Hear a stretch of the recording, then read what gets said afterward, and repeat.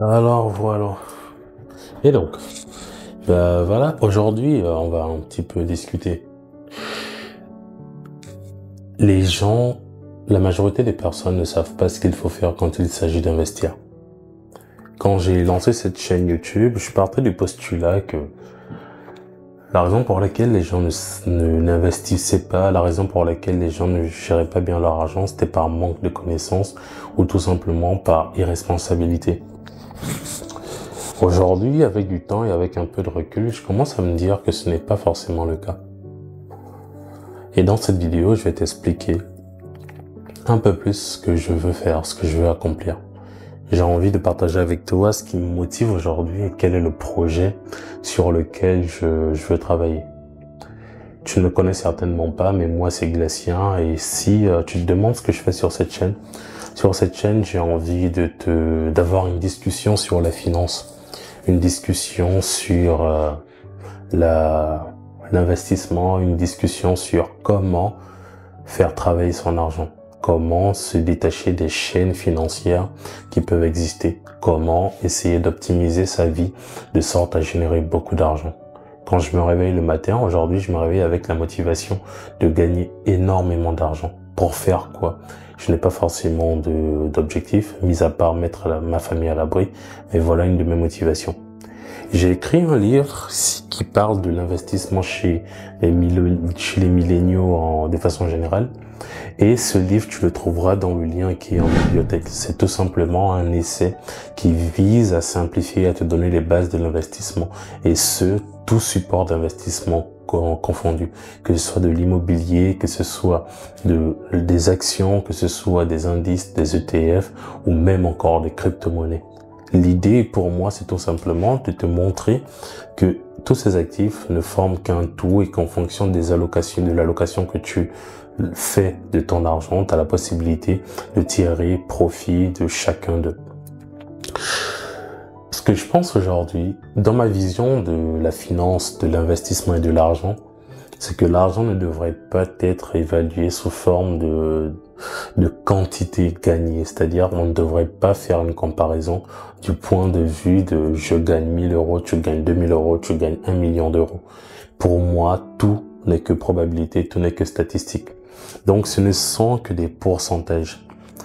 Et en allant de ce postulat, moi, je vais du principe que si les gens ne font pas ce qu'il faut avec leur argent, c'est simplement parce qu'ils n'ont pas les bonnes stratégies, n'ont pas les bonnes informations. Pendant ce temps, les personnes nantis, les personnes qui ont déjà une bonne situation, profitent de stratégies, profitent d'informations, profitent tout simplement d'outils qui ne sont pas accessibles à monsieur tout le monde.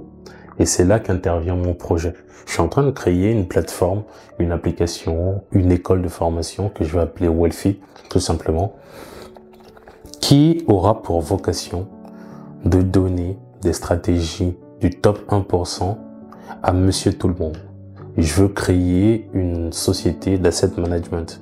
Je veux créer une société de conseil en investissement qui soit accessible à tous et qui donne les mêmes chances, les mêmes stratégies. Parce que quand on va du principe que monsieur X investirait 1 million et que monsieur Y investirait 2000 euros, lorsqu'on revient sur une base tout simplement probabiliste et qu'on parle en termes de pourcentage, il n'y a pas de raison que les stratégies soient différentes. Il n'y a pas de raison que parce que monsieur X a plus d'argent que l'autre, tant que la barrière à l'entrée n'est pas colossale, il n'y a pas de raison que l'on n'utilise pas les mêmes chances.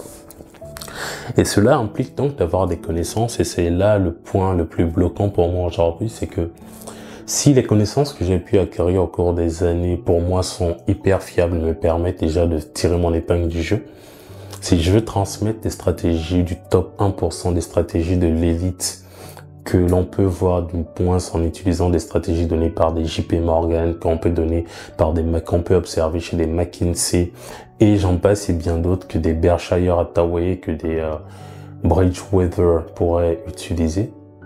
Il faut que je développe encore davantage de connaissances. Donc je suis dans ce cercle un peu vicieux ou vertueux, je ne sais pas encore, où il faut que je continue de creuser les sujets. En temps, ce n'est pas forcément très utile parce qu'il faudrait tout simplement que je sorte un MVP, une première solution qui donne déjà accès à ce que je veux. Une première version de ce que je visualise, une première version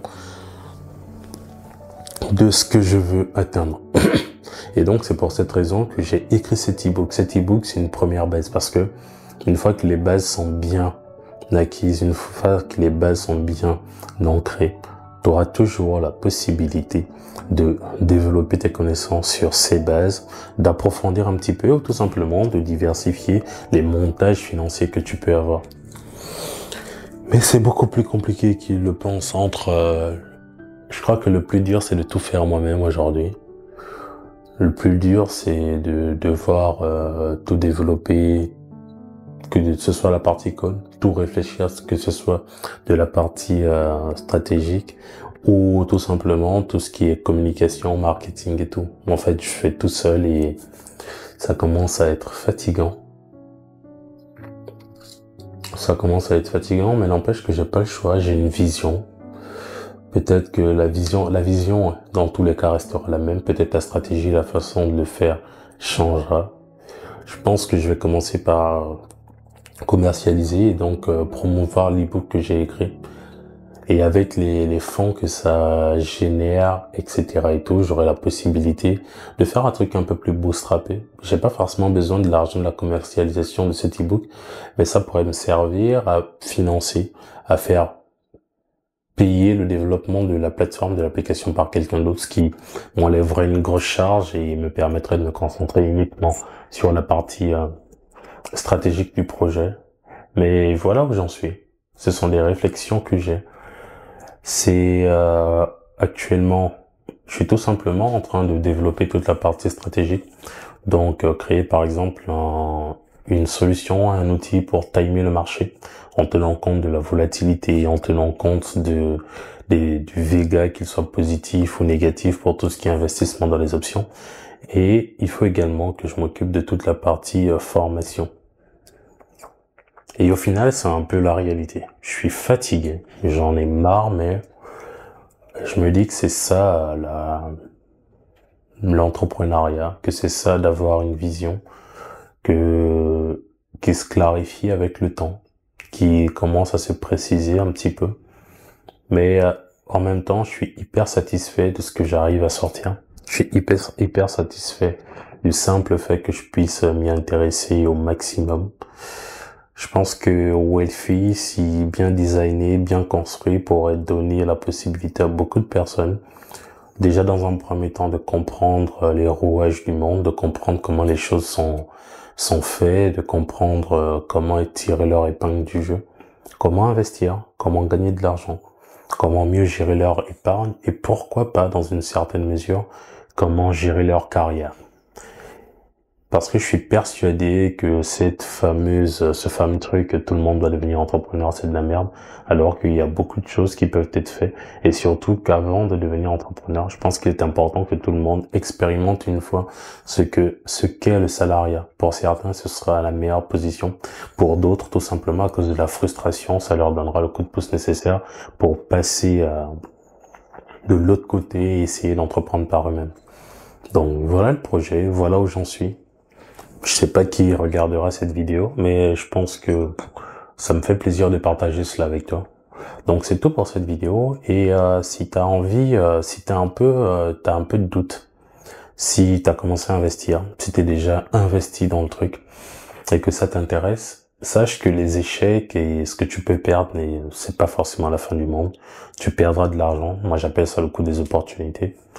Et donc, si tu as perdu de l'argent ou si tu as peur de perdre de l'argent, sache que tu auras toujours la possibilité de te relever. Un coup dur n'est que passager. Tu as toujours la possibilité de faire mieux, tu as toujours la possibilité de faire autre chose.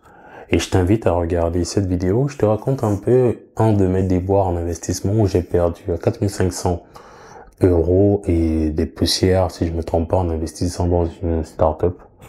Je ne dirai pas le nom de la start-up parce que de toutes les façons, c'est toujours en cours et on verra bien ce que ça donnera. Donc, à très vite.